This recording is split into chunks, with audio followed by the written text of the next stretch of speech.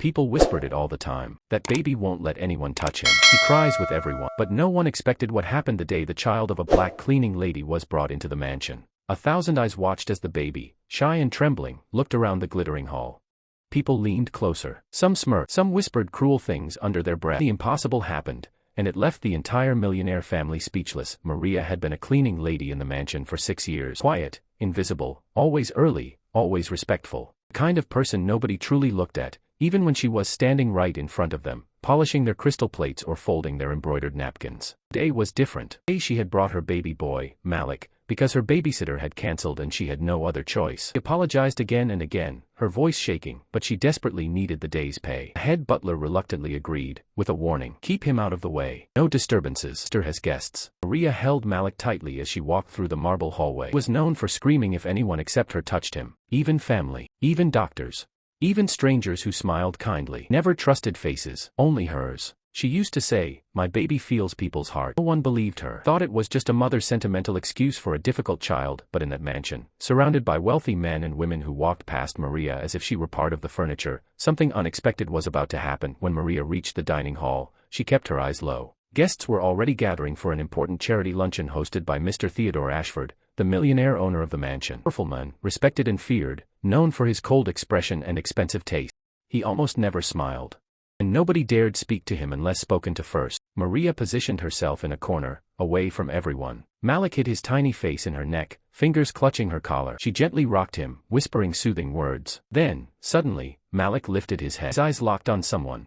Not a maid. Not a woman offering a polite smile. Stared straight at the millionaire. And then, he reached out his tiny hands. Maria gasped. The room fell silent. No one could believe what they were seeing.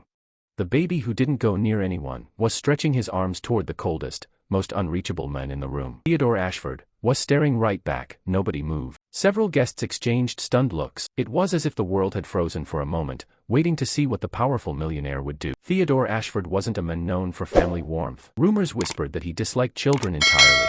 Some said he couldn't stand noise. Others said he hated being touched. There he stood, eyes locked with the baby, as if the child had awakened something inside him. Maria's heart hammered. Tried to pull Malik back, whispering, "No, baby, no, you'll disturb him." Malik whined, twisting in her arms, determined to reach the men he had never met. Theodore slowly lifted one hand, only slightly, as if unsure of what he was supposed to do. People glanced at each other. Never in their lives had they seen him look so hesitant. Maria's voice trembled. "I'm so sorry, sir, he doesn't usually." Theodore interrupted, his voice deep, steady, but shockingly gentle.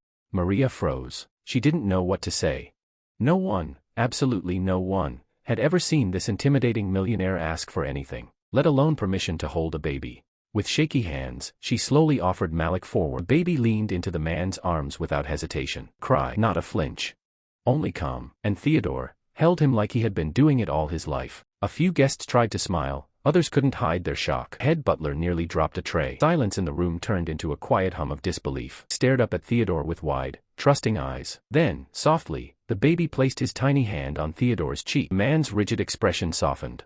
The tension in his jaw eased. His cold exterior cracked. It was as if this tiny child, without saying a word, had reached into the deepest part of him. Maria felt her throat tighten. For months she had begged family members, doctors, neighbors, "Just hold him for a second while I do this," but Malik cried every time. Here he was, completely at peace in the arms of a man known for having no heart. Suddenly a woman whispered, "That's impossible."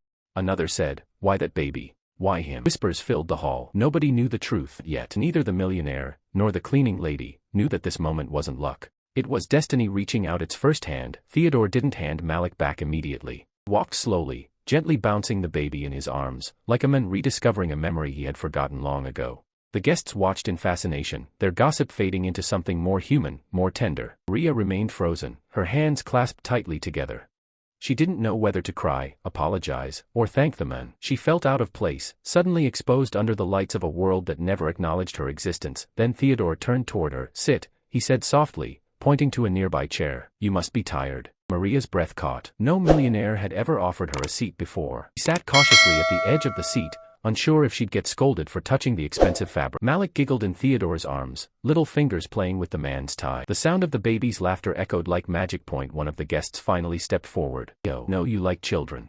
But his voice wasn't cold. It was unsure. As if he was trying to convince himself. The guest whispered, "He must remind you of." Theodore shot him a sharp look, silencing him instantly. Maria noticed the flicker of pain behind the millionaire's eyes. A shadow of something old, something buried. She had seen that look in mothers who lost children, in fathers who longed for ones they never met. Suddenly Theodore spoke again, quietly. "What's his name?" "Alec," Maria answered softly.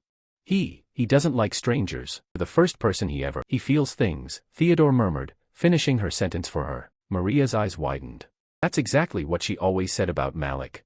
He sensed something in you," she whispered. Theodore swallowed hard. Malik touched his face again, and Theodore closed his eyes for a brief second, as if absorbing a connection he'd been starved for. But no story stays peaceful for long. From the end of the hall, a woman with sharp eyes and a sharper tongue approached. Sister, the one who hated Maria's presence the most. Voice sliced through the air. "Theo, why are you holding that baby? He's dirty. Doesn't belong here. Neither does his mother." Maria stiffened, hugging herself. Malik felt the tension and whimpered, but Theodore didn't hand the baby back. Instead, he held Malik even closer. First time in years, he was about to stand up for someone who had no voice. The room fell into a hush so deep you could hear the tremble in Maria's breathing. Theodore's sister, Eleanor, stared at the baby like he was something contagious. "Put him down," she ordered. "This is a prestigious event, not a daycare for the help." Maria felt her heart drop. She stood instantly, reaching for Malik. "It's okay, sir. I'll take him. I'm so sorry." But before she could touch her son, Theodore stepped back, shielding the baby. "No," he said firmly. "He stays." Eleanor's face twisted. "Have you lost your mind?" Theodore ignored her. "Dead." He looked at Maria. "Sit back down. You are not doing anything wrong." Maria slowly sat, though her hands shook. She had never heard anyone defend her, not in this house, not anywhere. Eleanor crossed her arms. "This is unprofessional. Woman works for us. She is not one of us." Theodore's jaw tightened. "What exactly are we, Eleanor? People who can't stand the sight of a child."